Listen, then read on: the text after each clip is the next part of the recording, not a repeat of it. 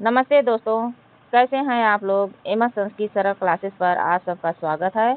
और आज के एपिसोड में हम लोग माहेश्वर सूत्र के पर वन लाइनर प्रश्नोत्तरी करेंगे। तो आइए हम लोग सब लोग मिलकर अपने अध्ययन को महर्षि पाणिनि के जो परीक्षा में पूछे जाते हैं उन सब के प्रश्नों का वन लाइनर देखेंगे।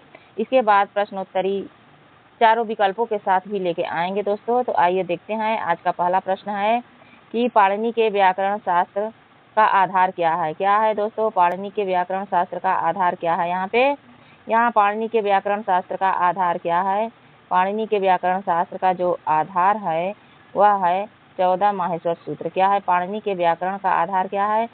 तो पाणिनि के 14 माहेश्वर सूत्र जो है वही पाणिनि के व्याकरण का आधार है।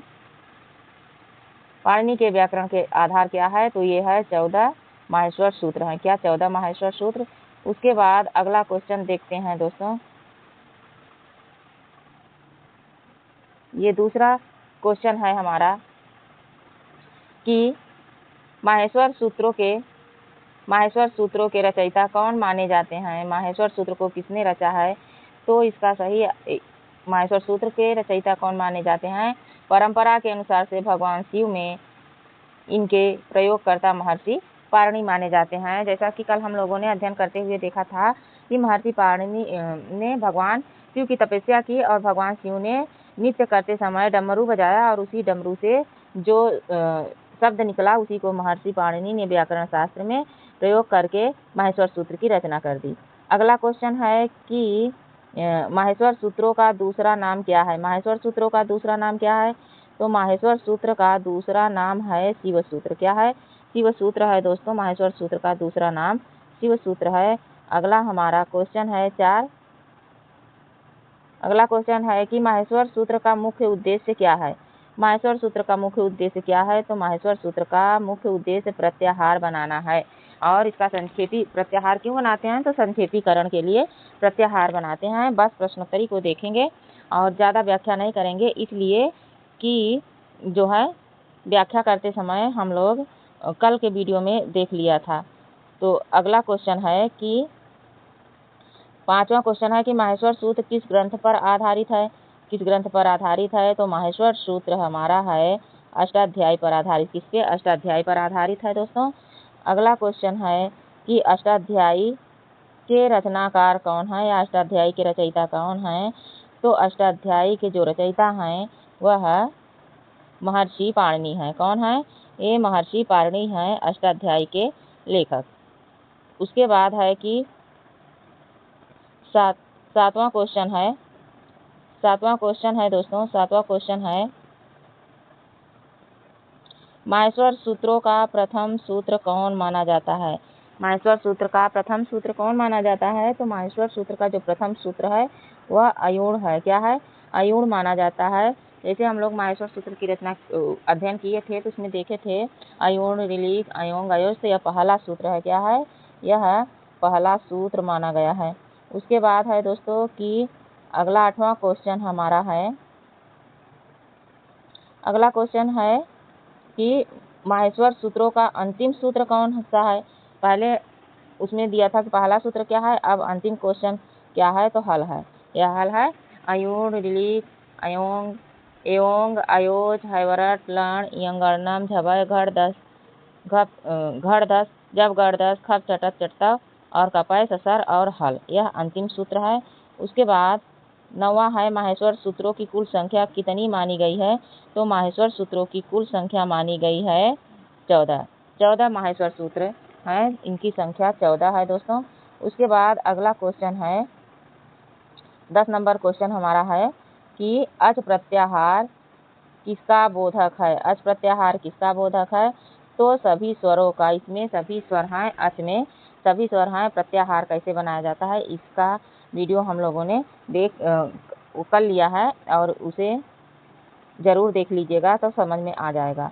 उसके बाद अगला क्वेश्चन है 11 नंबर की हल प्रत्याहार किसका बोधक है।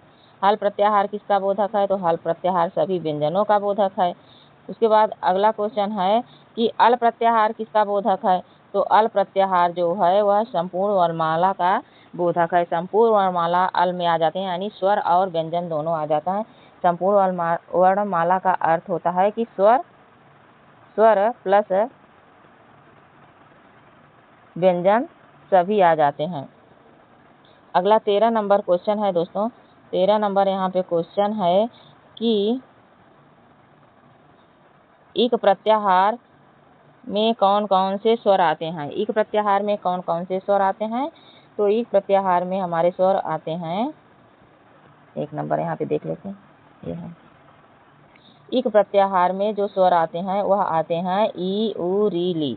इक में यानी ई उ री ली इक प्रत्याहार बनाएंगे। जैसे कि हम यहाँ पे लिखें इक, क्या इक लिखें तो ये यहाँ पे ई उ, फिर यहाँ री ली और क हो जाता था। तो यहाँ से ई को ले लिए और यहाँ से क को ले लिए तो हमारा बन गया इक प्रत्याहार। और उसके बीच में जितने आए हैं, ये सब जितने आए हैं तो उसी को जो है ये हो गए अ ई उ री ली। उसके बाद 14 नंबर क्वेश्चन है कि यण प्रत्याहार में कौन कौन से वर्ण आते हैं। तो यण प्रत्याहार में हमारे य व र ल आते हैं। हैवरट से लेके लण तक के जो सूत्र हैं वही इसमें प्रयुक्त होंगे। अगला क्वेश्चन 15 नंबर क्वेश्चन है कि माहेश्वर सूत्र। माहेश्वर सूत्र जो है, सूत्रों का उपयोग किस शास्त्र में सर्वाधिक किया गया है। तो माहेश्वर सूत्र का जो उपयोग है वह संस्कृत व्याकरण में अधिक किया गया है। दोस्तों माहेश्वर सूत्र का उपयोग जो है वह माहेश्वर सूत्र का उपयोग सर्वाधिक किस शास्त्र में किया गया है। तो सर्वाधिक किया गया है इसमें व्याकरण शास्त्र में। उसके बाद अगला क्वेश्चन है यहाँ पे कि माहेश्वर सूत्र के अंतिम वर्ण क्या कहलाते हैं। जो माहेश्वर सूत्र में अंतिम वर्ण है वह क्या कहलाते हैं। तो अंतिम वर्ण जो कहलाते हैं इत कहलाते हैं, अनुबंध कहलाते हैं। इसके बारे में भी हम लोगों ने अध्ययन कर लिया है। उसके बाद यहाँ पे 17 नंबर क्वेश्चन है दोस्तों। 17 नंबर क्वेश्चन कह रहा है कि अनुबंध वर्णों का उच्चारण किया जाता है क्या। अनुबंध वर्णों का उच्चारण किया जाता है क्या। तो कह रहा है कि नहीं, अनुबंध वर्णों का उच्चारण नहीं किया जाता है। अनुबंध वर्ण सिर्फ प्रत्याहार बनाने के लिए प्रयोग किया जाता है, इसका उच्चारण नहीं किया जाता है। अगला क्वेश्चन है कि अनुबंध वर्णों का कार्य क्या होता है। तो अभी देखें कि इसका कार्य होता है प्रत्याहार बनाना, इसका कार्य प्रत्याहार बनाना होता है। और फिर अगला क्वेश्चन है माहेश्वर सूत्रों की उत्पत्ति किससे मानी जाती है। माहेश्वर सूत्रों की उत्पत्ति किससे मानी जाती है। तो यह शिव के डमरू से 14 नादों यानी पारंपरिक मान्यता है कि भगवान शिव ने 14 बार डमरू बजाया और उसी से इनकी जो है माहेश्वर सूत्र की रचना उत्पत्ति मानी जाती है। उसके बाद यहाँ पे 20 नंबर क्वेश्चन है कि 20 नंबर क्वेश्चन कह रहा है कि माहेश्वर सूत्रों का संबंध किस देवता से है। तो बार बार हम लोगों ने देख रहे हैं कि माहेश्वर सूत्रों का संबंध शिव से है। माहेश्वर सूत्रों का संबंध शिव से है।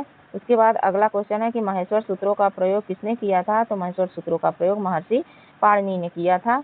अगला क्वेश्चन है 22 नंबर क्वेश्चन है दोस्तों। 22 नंबर जो हमारा क्वेश्चन है वह कह रहा है कि प्रत्याहार बनाने की पद्धति किस पर आधारित है। तो प्रत्याहार बनाने की पद्धति माहेश्वर सूत्रों पर आधारित है। उसके बाद है कि अष्टाध्यायी किस विषय का ग्रंथ है। तो अष्टाध्यायी व्याकरण शास्त्र का ग्रंथ है, यानी संस्कृत व्याकरण का ग्रंथ है। और 24 नंबर है कि माहेश्वर सूत्रों का प्रथम उद्देश्य क्या था। तो माहेश्वर सूत्रों का वर्ण समूहों का संक्षिप्त निर्देश ही इसका प्रथम उद्देश्य था। और ये है 25 नंबर क्वेश्चन। और 25 नंबर क्वेश्चन कह रहा है कि माहेश्वर सूत्र में स्वर और व्यंजन दोनों हैं। तो स्वर और व्यंजन दोनों क्या हैं। तो यहाँ पे स्वर और व्यंजन दोनों क्या हैं। 25 में स्वर और व्यंजन दोनों हैं। अच्छा, पूछ रहा था कि माहेश्वर सूत्र में स्वर और व्यंजन दोनों हैं। तो हाँ, माहेश्वर सूत्र में स्वर और व्यंजन दोनों हैं। तो आज बस यहीं तक दोस्तों। और उसके बाद 26 नंबर क्वेश्चन से हम लोग कल के भाग में अध्ययन करेंगे। 50 प्रश्नों का ऑनलाइनर क्वेश्चन देखेंगे। उसके बाद बहुविकल्पी क्वेश्चन भी इस पे देखेंगे, क्योंकि यह परीक्षा में अक्सर पूछा ही जाता है। तो वीडियो कैसे लगा आप लोगों को दोस्तों। अच्छा लगे तो इसे सपोर्ट करिए और चैनल को सब्सक्राइब करें। और कमेंट बॉक्स में हमें ये ज़रूर बताएं कि क्या ये सही है या तो बहुविकल्पी के रूप में क्वेश्चन ले आएँ, कैसे क्या है ये इसके बारे में ज़रूर बताइए कमेंट के माध्यम से। और जो आपका ये स्लाइड पर दिख रहा है क्वेश्चन 1, 2, 3, इसका उत्तर आप लोग कमेंट बॉक्स में दीजिएगा। धन्यवाद। नमः संस्कृताय दोस्तों।